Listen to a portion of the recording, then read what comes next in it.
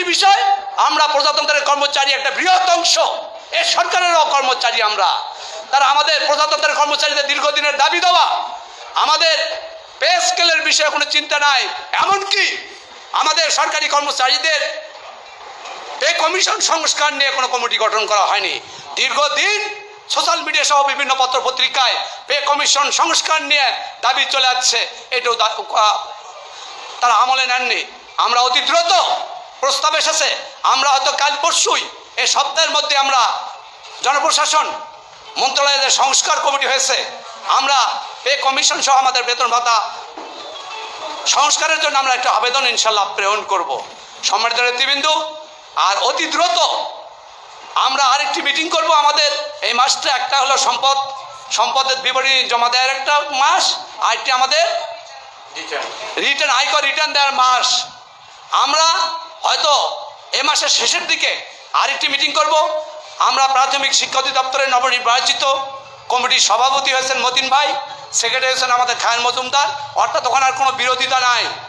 খায়ের ভাই ছিলেন এক গ্রুপে, মতিন ভাই ছিলেন এক গ্রুপে, উভয় গ্রুপ মিলে একটি কমিটি হয়েছে, ভালো লেগেছে। এই কমিটিটা আমাদের প্রাথমিক শিক্ষা অধিদপ্তরের কমিটিটা আমাদের সাংগঠনিকভাবে কাজে লাগাতে পারলে সংগঠন অনেকটা শক্তিশালী হবে। পাশাপাশি নেক্সট মিটিংয়ে তাদেরকে আমরা তাদের নির্বাচিত পরিষদকে আমরা সম্বর্ধনা দিব। সম্মানিত নেতৃবৃন্দ, আপনারা আরও বলেছেন যে 10 সদস্য কমিটি আমাদের প্রধান উপদেষ্টা, আপনারা অবস্থান দেখবেন, আপনাদের কর্মসূচি দেখবেন, দেন তারা সুযোগ দেবেন। আমরা যার ফলশ্রুতিতে আমরা প্রতিনিধি সভা, বিভাগীয় প্রতিনিধি সভা শুরু করেছি। আমরা ইনশাল্লাহ জানুয়ারি না ডিসেম্বর না হলেও জানুয়ারিতে আমাদের 2 বার ক্যান্সেল হওয়া, আমাদেরকে করতে না দেওয়া মহাসমাবেশ আমরা জানুয়ারি মাসে করব এবং আমাদের দাবি পূরণে ইনশাল্লাহ আমরা সফল হব। সম্মানিত নেতৃবৃন্দ, আপনারা সবাই স্বতঃস্ফূর্তভাবে এই সংগঠনটি অত্যন্ত অর্থনৈতিকভাবে খারাপ অবস্থায়, আমাদের প্রত্যেকের জানি আমাদের প্রত্যেকেরও খারাপ অবস্থা, আমাদের সংসার চালাতে হিমশিম খাওয়া যায়। গফুর ভাই বলেছেন বেতনের টাকা মাসের 10 তারিখেও থাকে না, পাওয়ার সাথে সাথে শেষ হয়ে যায়, পরে আমাদের ধার দেনা করে চলতে হয়। আমার মতো লোক সবজি বাজার 1000 টাকা সবজি বাজার আজকে সকালেও আমি বাকি করেছি।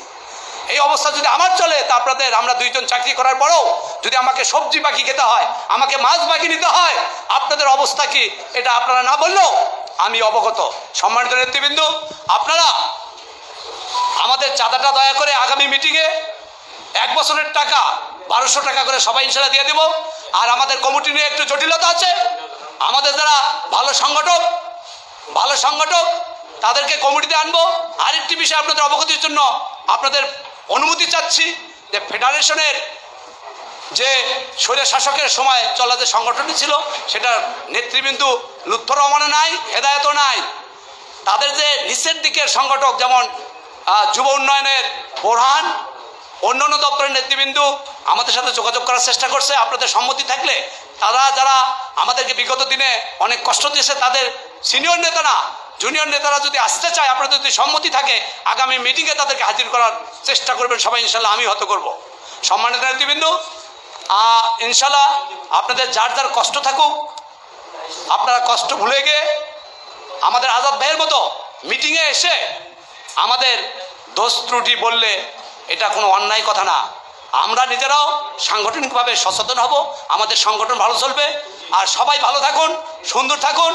আগামী যে কোনো সময় আমাদের সম্মানিত সাধারণ সম্পাদক সাহেব মিটিংয়ের আহ্বান করবেন, ইনশাল্লাহ যত সময় আমরা মিটিংয়ে আসার চেষ্টা করব।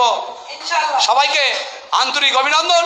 ও বাংলাদেশ সরকারি কর্মচারী কল্যাণ ফেডারেশন দাবি আদায়ের একটি সর্ববৃহৎ সংগঠন হিসেবে বিগত দিনে যেভাবে দায়িত্ব পালন করেছে, আগামী দিনে আরও ব্যাপক বিশদ শক্তি নিয়ে দায়িত্ব পালন করবে এই প্রত্যাশা ব্যক্ত করে আপনাদের লম্বা সময় আপনাদেরকে কষ্ট দেওয়ার জন্য ক্ষমা চেয়ে নিয়ে আমি আমার বক্তব্য শেষ করছি। সবাইকে ধন্যবাদ। আসসালামু আলাইকুম রহমতুল্লাহ।